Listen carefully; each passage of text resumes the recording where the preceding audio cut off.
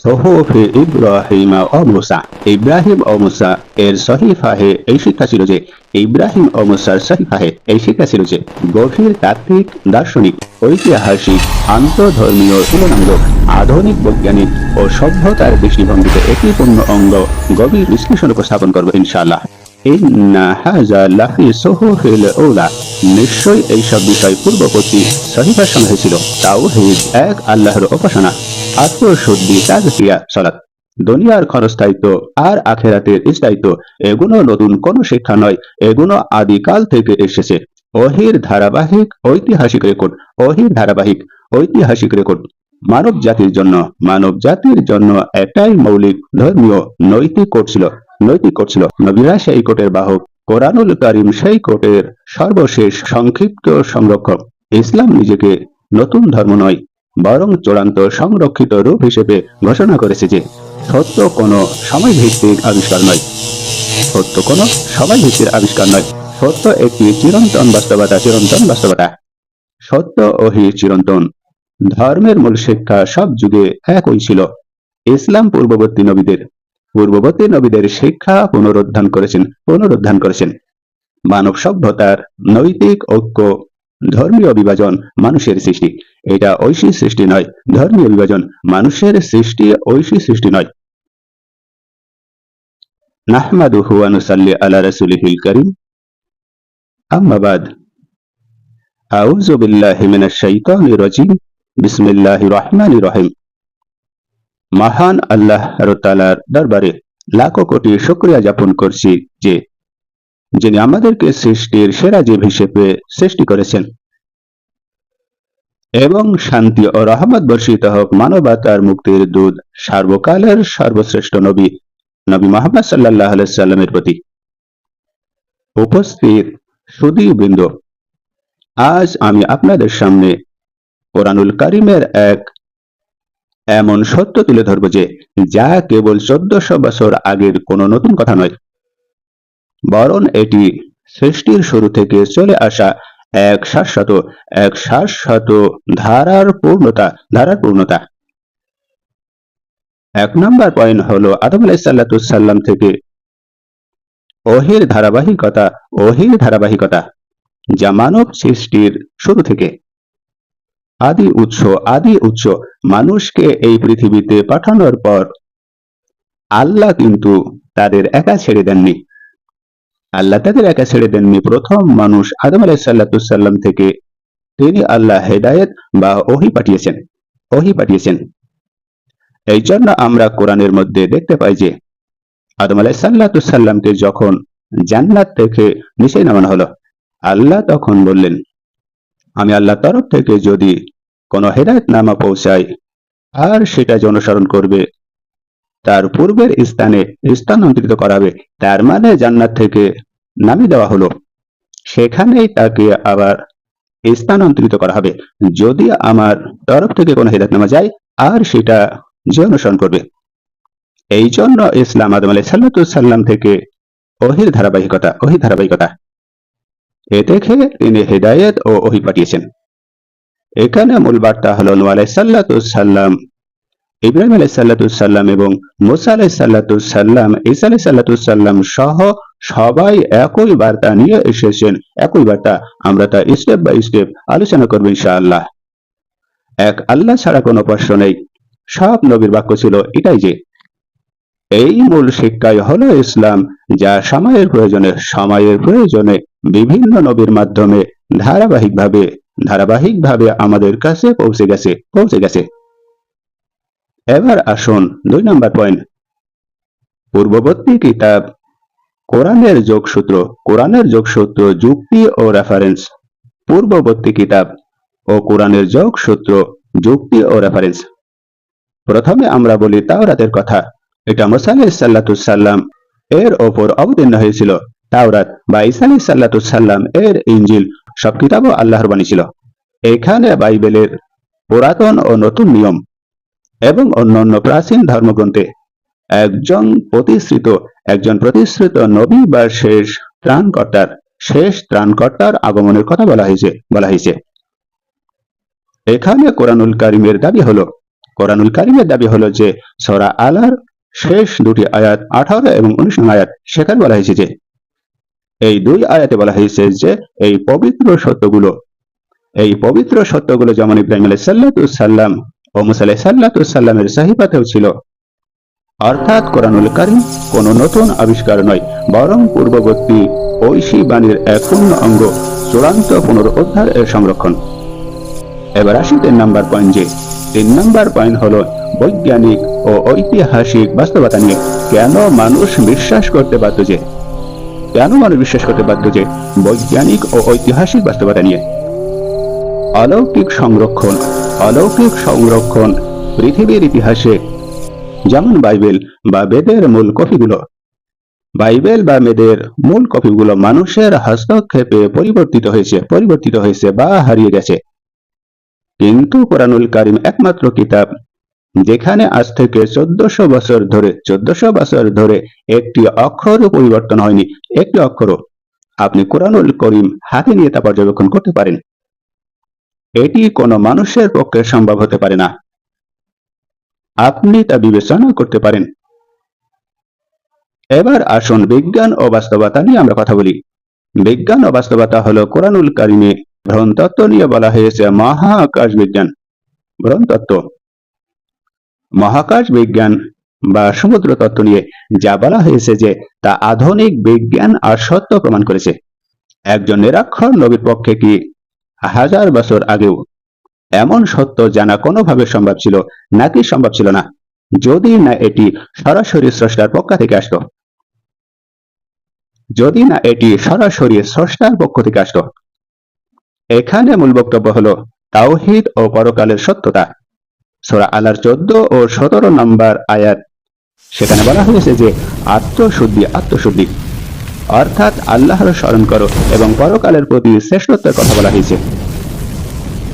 আর 18 ও 19 নম্বর আয়াতে বলা হয়েছে এই শিক্ষাগুলো আত্মশুদ্ধি, আল্লাহর স্মরণ এবং সালাত প্রতিষ্ঠিত করা। 18 ও 19 বলা হয়েছে যে এই শিক্ষাগুলো যা 1400 বছরে নতুন কিছু নয়, বরং ইব্রাহিম আলাইহিস সালাম ও মুসা আলাইহিস সালাম এর আমল থেকে চলে আসছে। আমরা বিভিন্ন ধর্মগ্রন্থের সমর্থন হিসেবে ও ধারাবাহিকতা নিয়ে যৌক্তিক বিশ্লেষণ করব ইনশাআল্লাহ। ঐতিহাসিক ও দার্শনিক দৃষ্টিকোণ থেকে কোরআনুল কারীমের এই দাবিটি বিভিন্ন ধর্মগ্রন্থে প্রতিফলিত হয়েছে। আমরা প্রথমে দেখব বাইবেল, যা পবিত্র কিতাব। পবিত্র কিতাবে ইব্রাহিম আলাইহিস সালামকে ঈশ্বরের বন্ধু হিসেবে এবং মুসা আলাইহিস সালামকে আইনদাতা হিসেবে উল্লেখ করা হয়েছে যে, আর সেটা আছে, আপনি দেখে নিতে পারেন, বাইবেল পুস্তক যাত্রা পুস্তক। সেখানে বলা হয়েছে যে ইব্রাহিম ও মুসা আলাইহিস সালামের মাধ্যমে এক ঈশ্বরবাদ এবং নৈতিক শুদ্ধির যে বার্তা দেওয়া হয়েছে। কোরআনুল কারীমে সূরা আলার 18 এবং 19 নম্বর আয়াত অংশ তার ঐতিহাসিক ধারাবাহিকতা মাত্র, যা বাইবেল পুস্তক যাত্রা পুস্তকে উল্লেখ করা হয়েছে। আমরা এই সত্যটা নিয়ে রেফারেন্স হিসেবে ঋগ্বেদ থেকে, যজুর্বেদ থেকে, সামবেদ থেকে, অথর্ববেদ থেকেও এই বেদের প্রাচীন ছলকগুলো থেকে আমরা কিছু উত্তর দিতে পারি। সেখানে বলা হয়েছে যে একম সৎ বিপুরা বহু বদান্তি, সত্য এক, যশীরা তাকে বহু নামে ডাকেন। এখানে বলা হয়েছে যে এটি ইসলামের মূল শিক্ষা তাওহীদ বা একত্ববাদের আদিম রূপের সাথে সামঞ্জস্য আছে। কোরআন কারীম এখানে নিজে থেকে আদি ঐশী বাণীর পুনরুদ্ধারকারী হিসেবে দাবি করেছে। তাহলে ঋগ্বেদ, যজুর্বেদ, অথর্ববেদ, সামবেদ, এটা বাইবেল রচিত হওয়ার পূর্বে, অর্থাৎ ইনজিল রচিত হওয়ার পূর্বে, তাওরাত অর্থাৎ মুসা আলাইহিস সালামের কিতাব রচিত হওয়ার পূর্বে, ইব্রাহিম আলাইহিস সালামের কিতাব সাহিফা রচিত হওয়ার পূর্বেই ঋগ্বেদ, যজুর্বেদ, অথর্ববেদ, সামবেদ রচিত হয়েছিল। তাহলে ঋগ্বেদ, যজুর্বেদ, সামবেদ, অথর্ববেদ বলছে যে এটি ইসলামের মূল শিক্ষার তাওহীদ বা এক ঈশ্বরবাদের আদিম রূপের সাথে সামঞ্জস্য, যা কোরআন নিজে আদি ঐশী বাণীর পুনরুদ্ধারকারী হিসেবে দাবি করেছে। এটা বাস্তবতার সাথে মিল আছে। তাহলে কোরআন নতুন নয়, আদম আলাইহিস সালাম থেকে ওহী শুরু হয়েছে, এটা থেকেই শুরু, যা বেদের মূল এক ঈশ্বরবাদী দর্শনের পরিপূরকভাবে প্রকাশিত হয়েছে। এবার আসুন শ্রীমদ্ ভগবদ গীতায় যখন বলা হয় ইসলাম হতেও যখন পূর্ববর্তী নবীদের পথ থেকে বিচ্ছিন্ন হয়েছিল, আল্লাহ তখন পুনরায় ওহী পাঠান। এই জন্য 2,24,000 নবীদের একটা ধারাবাহিকতা ছিল এবং তা সংশোধন করার জন্য এসেছে কোরআনুল কারীম, এই ধারাবাহিকতার সর্বশেষ সংরক্ষণ। আমরা আরো বলতে পারি যে কল্কি অবতার ও কোরআনের যোগসূত্র নিয়ে অনেক গবেষণায় দেখা গেছে যে হিন্দু শাস্ত্রের কল্কি পুরাণ সম্পর্কে এবং বাইবেলের প্রতিশ্রুত নবীর বর্ণনার সাথে মুহাম্মদ সাল্লাল্লাহু আলাইহি সাল্লামের সামঞ্জস্য খুঁজে পাওয়া যায়। আমরা এই আয়াত দিয়ে প্রমাণ করি যে ঐশী বাণীর মূল শিকড় ছিল এক, তা ইতিহাসের বিভিন্ন সময়ের বিভিন্ন জনপদে বিবর্তিত হলেও তার সারমর্ম ছিল এক ঈশ্বরবাদী। পূজা করতে হবে এক ঈশ্বরের, যা শেষ সংরক্ষণ এই কোরআনুল কারীম, সংরক্ষণকারী সংস্করণ এই কোরআন অনুযায়ী।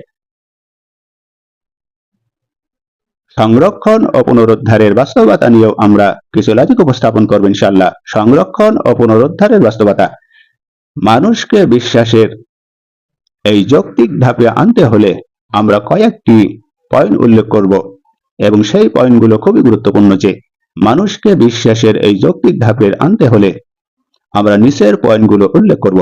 1 নাম্বার পয়েন্ট হলো বৈজ্ঞানিক ও দার্শনিক যুক্তি। বৈজ্ঞানিক ও দার্শনিক যুক্তি সত্য কখনো পূরণ হয় না।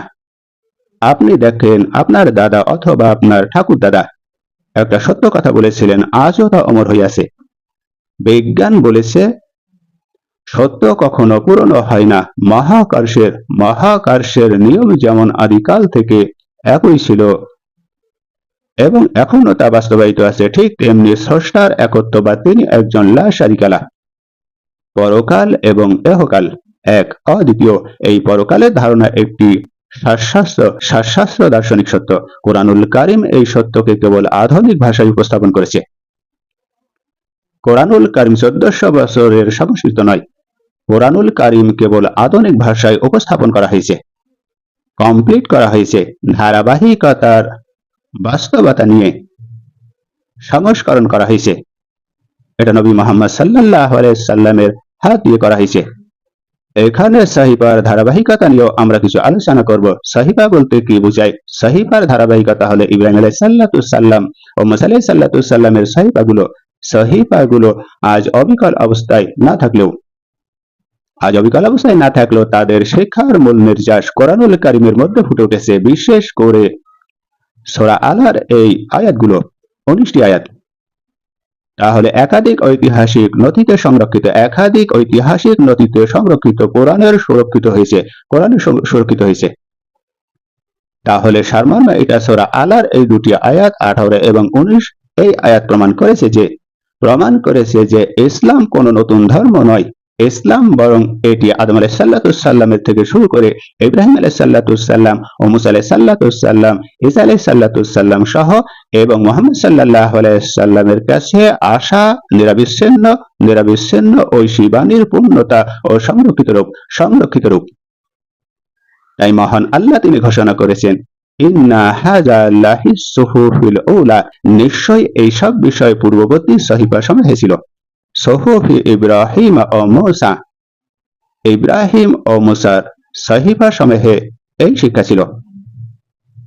তাহলে এই আয়াতটি ছোট হলেও এই আয়াতটি ধর্মতত্ত্ব, ইতিহাস, দর্শন ও সভ্যতার ক্ষেত্রে অত্যন্ত গভীর তাৎপর্য বহন করেছে। তাহলে এই আয়াত দুটি আল্লাহ শুধু 2 জন নবীর নাম নিয়ে উল্লেখ করেছেন।